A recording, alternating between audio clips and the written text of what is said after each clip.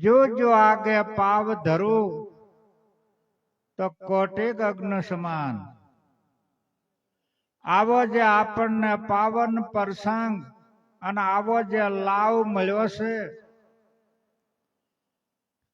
કારણ કે સંતોના શબ્દથી જ આ ચારિત્ર્યની શુદ્ધિ થાય અને મલિનતા નીકળે. એટલે ગંગા સચી પણ કહેશે કે સંગ તો કરો તો પાનભાઈ વસનવાળાની કરજો. આ કારણ કે દરેક આ જે ગત બેઠી છે આ વસનને વરેલી, સદગુરુના વસને વરેલા આવા જે આજે પ્રેમી ભક્તો અને પ્રેમી જનો અને આજે આ જે સ્ટેજ ઉપર બેઠા છે આ બધા મહાન પુરુષો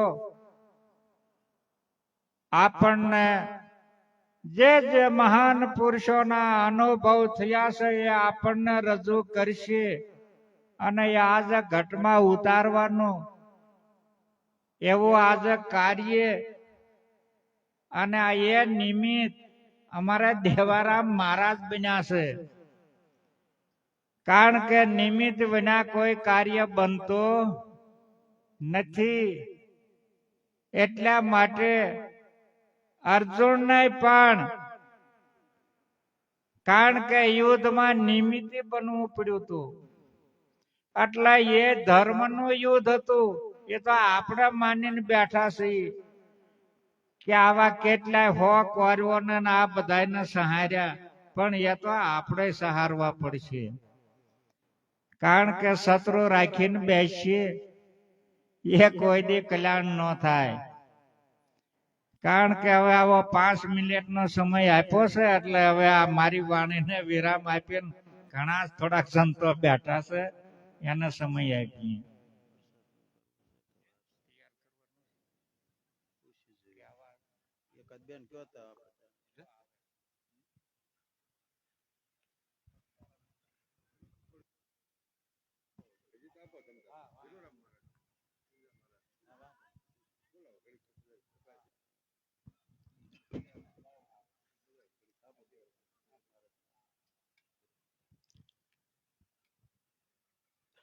મારા બાજુમાં બેઠેલા બોટાદ નિવાસી ધીરુરામ મહારાજ આપણને એક 5 મિનિટ આરસી વચનો સંભળાવે છે. મહારાજનો જય. સદગુરુ એક તો અને એમાંય જે મહાપુરુષોના આ ધરા પર ચરણ કમળ પડ્યા, આ ધરા પવિત્ર, એટલે મહાપુરુષો જો કે બાપુએ આગળ એની શ્રેણીમાં સરસ જીવન નું લક્ષ્ય બતાવ્યું. આજે આ સંતો પણ એ જ બતાવી રહ્યા છે. દેવારામ મહારાજ અને એમના પરિવારજનોએ જે આ જહેમત ઉઠાવી આવું ભગીરથ કાર્ય કર્યું છે, ધન છે ગુરુ મહારાજના વચનનું એને પાલન કરવું, નિભાવ્યું છે. એટલે મહાપુરુષો કહે છે કે ધન મળ્યું ધર્મ ન પેખો, તન મળ્યું કરી નહીં સેવા, ભુવન મળ્યું સંત ન પધારા, ઠામ અશુભ ના એવા. ધન મળ્યું ને ધર્મ ના માર્ગ ન વપરાય. ધન બધાને મળે છે, પરમાત્માની કૃપાએ ધન મળે છે, પણ જેનું ધન સત્કાર્યની અંદર વપરાય એ ધન શુદ્ધ કહેવાય. નહીતર માયા છે, માયા માગ કરે કરે ને કરે, કદાચ ઝઘડામાં કરે અથવા દવાખાનામાં કરે. પણ આ મહાપુરુષોએ ગુરુના વચનમાં જે માયાનો સદ ઉપયોગ કર્યો છે. ધન મળ્યું ધર્મ ન પેખો, તન મળ્યું કરી નહીં સેવા. તન મળ્યું અને જો સેવા ન થાય સાચા સંતોની તો પણ આ તન નથી. મહાપુરુષો ના પાડે છે. ભુવન મળ્યું સંત ન પધારા, ઠામ અશુભ ના એવા.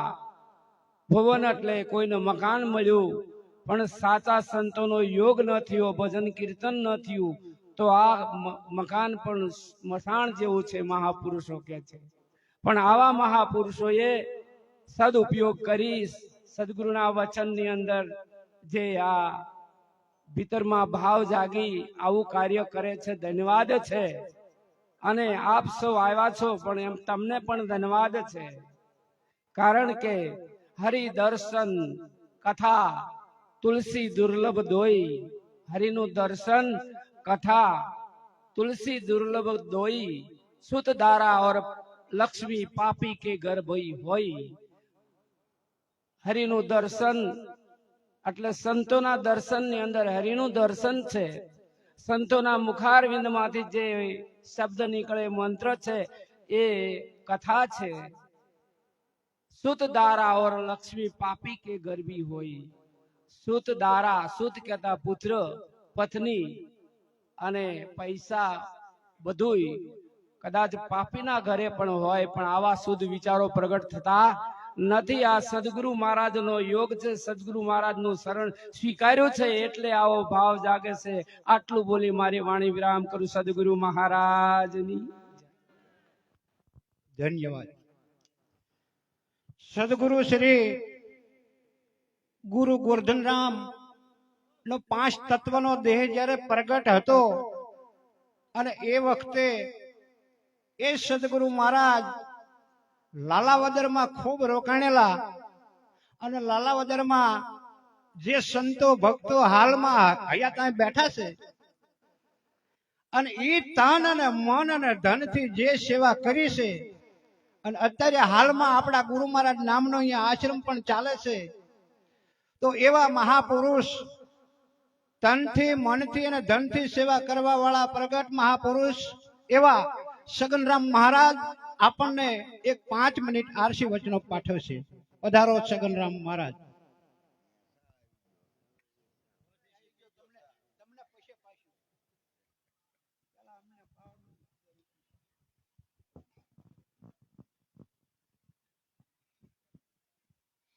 સદગુરુ મહારાજની જય, નિરાત મહારાજની જય, લાલજી મહારાજની જય, ભીખુરામ મહારાજની જય, ગુરુ ગોરધન મહારાજની જય, આવેલા સબ સંતન કી જય. હવે મહાપુરુષો આપણને કહેવા માંગે છે કે મનુષ્ય મળવો જ વીમો છે, મળતો નથી. જગત શંકરાચાર્ય એના ઇતિહાસમાં લખે છે મનુષ્ય મળવો વીમો છે. અને જો મનુષ્ય કીધી મળી ગયો હોય તો દાન વેડીએ પૂન વેડીએ કોઈને મળતો નથી. ચોથા જેને 34મા શ્લોકમાં લખ્યું છે કે હે અર્જુન, કોઈ તત્વજ્ઞાની સંત એટલે આત્મજ્ઞાની સંત હોય એને પગે લાગી એની સેવા કરી એની પાસે ઉપદેશ લેવો, તો મને જાણી એને કરે આ જગત મને જાણતું નથી. હું દરેકનો આદિ છું, હું ભૂતકાળના, વર્તમાન કાળના, ભવિષ્યકાળના દરેકનો આદિ છું, પણ આ જગત મને જાણતું નથી. એટલે ભગવાને મનુષ્યનો દેહ તમને દીધો તો શું કરવા? 84 લાખ એવરીમાં મનુષ્ય દેહ એક જ એવો છે, પરમાત્માએ બનાવ્યો છે કે એ ધર્મને જાણી શકે, ધર્મને ધારણ કરી શકે. એટલે ભગવાનને પછી હારી રાખ્યો કહેવાય. પછી લક્ષ્મીને લાવવી પડે નહીં. લક્ષ્મી ભગવાનની છે. આ જગત લક્ષ્મીમાં એ પડ્યું, પણ ભગવાન વગરની લક્ષ્મી ટકે નહીં.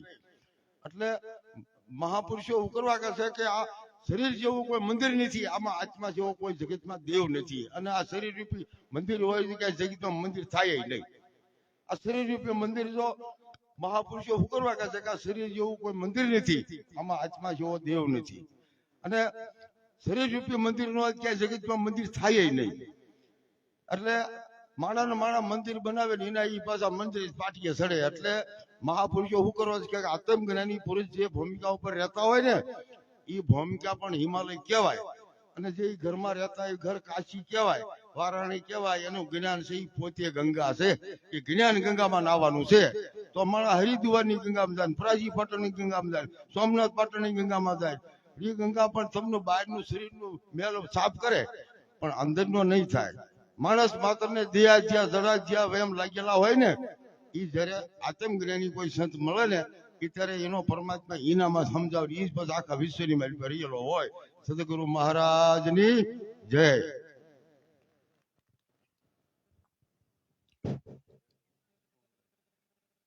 સદગુરુ શ્રી ગુરુ ગોરધનદાસ મહારાજના પટ શિષ્ય એવા ગ્રામભડી નિવાસી વાલારામ મહારાજ આપણને 5 મિનિટ આરસી વચનો પાઠવશે.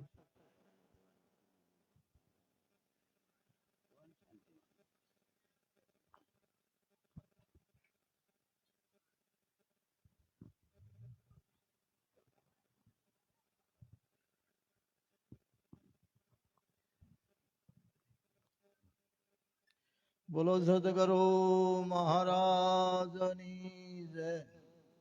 સત્ય સનાતન ધર્મની જય. આપના ગુરુ મહારાજની જય. અને આ જગ્યા ભૌમની પણ જય. જો પવિત્ર હોય તો જ આ જગ્યા માથે આવી શકાય, અને પવિત્ર હોય એ જ અહીંયા બેહી શકે, અને આત્માની ઓળખાણ કરી હોય ને એ જ જાણી શકે, માણી શકે. કારણ કે આત્મા ઓળખ્યા વગર તો કાંઈ પણ જણાય એવું નથી. ભલે ગમે એવા તીર્થે જાય, તપ કરે, દાન કરે, ધ્યાન કરે, પણ એ મળે એવું નથી. આ તો સદગુરુને શરણે જય તન મન ધન અર્પણ કરીને આ પમાય એવું છે. અને એ પાછા દઈ નહીં, તે તમારે વસનમાં રહેવું પડે, નકર દે પછી તરત હતા એવા ને એવા થઈ જાય, એમ નથી પ્રાપ્ત થાય એવું. આ તો અખંડ અજર અમર ને અવિનાશી બનાવી દે ત્યારે ધન મન ને ધન અર્પણ કરો ત્યારે. એટલે ઈશ્વર ઓળખવા હોય તો આ સદગુરુને શરણે જ જવું પડે. ઈશ્વર આ સવાર હાલી રહ્યો છે એને જ પણ જાણવાનો છે, એને જ માણવાનો છે, એ જ ઈશ્વર કહેવાય. અને સત્ય એ જ પણ કહેવાય. એ અખંડ છે, અજર છે, અમર છે, અવિનાશી છે, આવતોય નથી ને જાતોય નથી ને બાળો બળે નહીં, કાપ્યો કપાય નહીં. એ પણ ગીતામાં આવા પ્રશ્ન કીધેલા છે, અને એ પણ તમને સાબિત કરી દે તો એ સદગુરુ હાસા કહેવાય. બાકી તો વાતો કરે, અત્યારે આમ કરવું, તીર્થે જા, બોલ્યા પડે જા, એ તો એક ભ્રમણા છે, અને ભ્રમણામાં વળગાડે એનું કામ નથી. સત્યની વાત કરે એ અજર અમર ને અવિનાશી બનાવે એ સત્ય કહેવાય. અને એ મનુષ્ય એની પાસે જઈ શકે તો માનવ પણ થઈ શકે. એટલે આવો સદગુરુનો મહિમા છે અને સમજાય એવું છે. એટલે અવશ્ય જાણજો. તો 5 મિનિટમાં આપણે પૂર્ણ કરવું પડે. સદગુરુ મહારાજની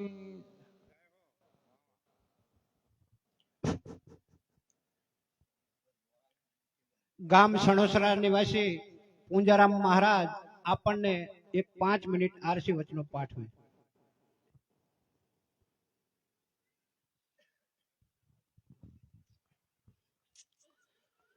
સદગુરુ ભગવાનની જય. નિરાત મહારાજની જય. સદગુરુ શ્રી ગોરધનદાસ મહારાજની જય. હવે જો કે આશીર્વચન દેવાનું, સત્સંગ નથી લેવાનો, એટલે 2 જ મિનિટ બોલવું. હવે આજે જે આપણને દુધઈ ગામના એવા સંત શ્રી દેવારામ મહારાજે એકત્રિત કર્યા છે, અને વાયકના માનદંડ જે કોઈ આવ્યા છો, એટલે પેલા તો કોટી કોટી ધન્યવાદ દેવારામ મહારાજને, એમના માત પિતાને, એમના ગુરુને, અને બીજું એના વાયકને માનદંડ આવ્યા ને તમે, એને પણ ધન્યવાદ. કારણ કે બીજા પ્રસંગો આપણને બહુ ગમે જ છે, લૌકિક, ભૌતિક, સામાજિક, પણ આ ગુરુ મહારાજના કાર્યમાં જે આવું ને એ ભાગશાળી આત્મા વહી જ આવી કે આપણે કહીએ છીએ ને કે પહેલા યુગમાં 5 કરોડ, બીજા યુગમાં 7, ત્રીજામાં 9 અને ચોથાના 12, એટલે 7, 5, 9 ને 12 કુલ 33 કરોડ જે આ નેજા નિશ્ચય આવ્યા ને ઈ જ અહીં બેઠા ઈ છે. હે કુડિયા ભલે કપટ કરે 3300 તૂટે નહીં. અને આ રહ્યા ને ઈ તમારા બધાના આશીર્વાદ આપણે હારી જ દેવાના છે કે ભાઈ જે આ કાર્ય કર્યું છે એવા દેવારામ મહારાજને એવી શક્તિ ગુરુ મહારાજ આપે. આવા એક નહીં, આ આંગણે એને 3 આ કામ છે. ધન્યવાદ છે, ધન્યવાદ છે. બોલો વડવાળા દેવની જય. સદગુરુ મહારાજની જય.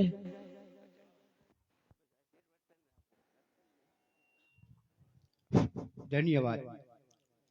દરેક સંતોના એક થોડા થોડા એવા આરસી વચનો મળે કે જેથી કરી આવું એક કાર્ય કર્યું, આવા નવા કાર્ય દેવરામ મહારાજ કરતા રહે એવો બધાનો ભાવ છે. પણ આ બધાની કૃપા થોડી થોડી ઉતરે તો થાય હો મારા બાપલા. અને હવે આપણને એક 5 મિનિટ જાડિયાણા નિવાસી ત્રિભુવનદાસ મહારાજ આરસી વચનો પાઠવે.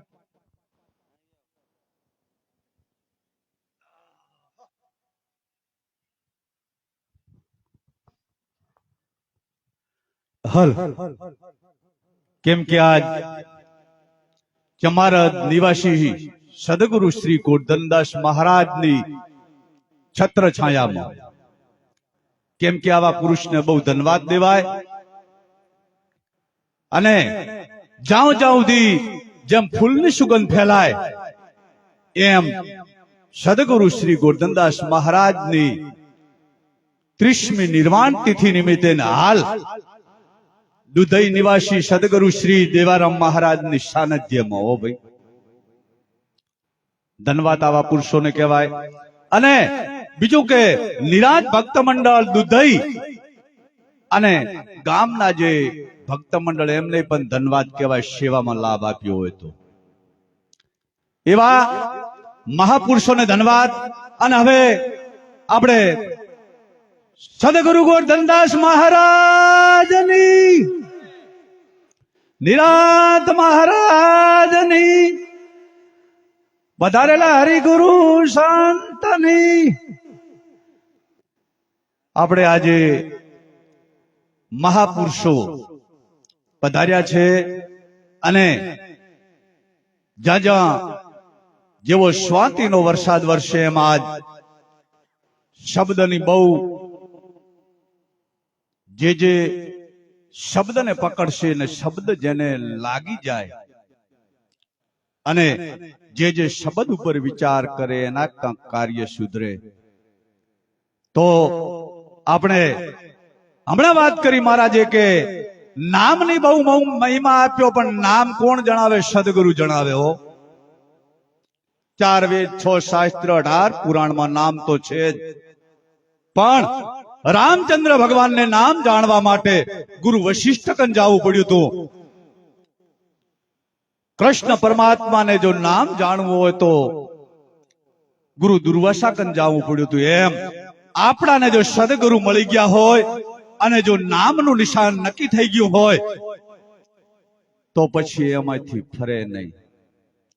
તેમાં મહાપુરુષે કીધું કે નામે પ્રાપ્ત છૂટીએ, નામે નાશે રોગ, નામ સર્વે કોઈ નહીં, જપ તપ તીર્થ ને યોગ. नाम जाण्यु सर्व जाण्यु सकल शास्त्र का भेद, बिना नाम नरके गया पटपट चारे वेद. एम जेने नामनी महिमानी खबर पड़ी गई अने नामनो महिमा जाण्यो एने सर्व एकाकार दृष्टि થઈ ગઈ, સર્વમાં એક જાણ્યો. એવા હવે આપણે સમય ટૂંકો છે અને હું મારી વાણીને વિરામ આપું. બોલો સદગુરુ મહારાજની જય. જો કે આચાર્ય પુરુષો ઘણા છે, દરેકને કદાચ 5-5 મિનિટ વારો ન આવે તો મને માફ કરજો.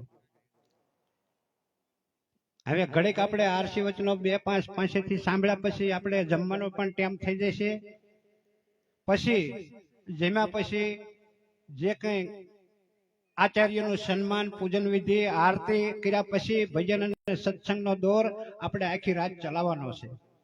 અત્યારે હાલમાં એક 5 મિનિટ કોરડા નિવાસી મંજુલાબેન મહારાજ પધારી અને 5 મિનિટ આરસી વચનો પાઠવે.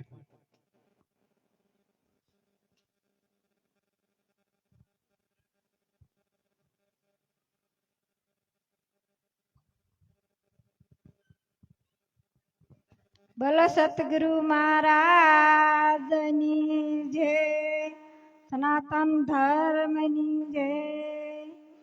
મારી મને લગ્ની લાગી, આ તન મન દીધા તેગી, દાસ તુલસી સત્ય કહે આ સૌમાં જોયું મેં જાગી.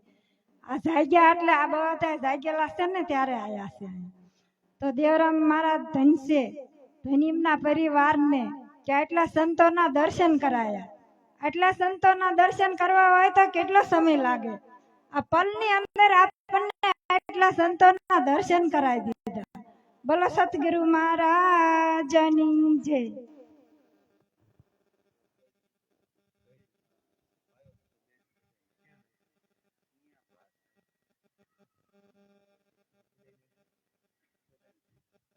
હવે અત્યારે આપણે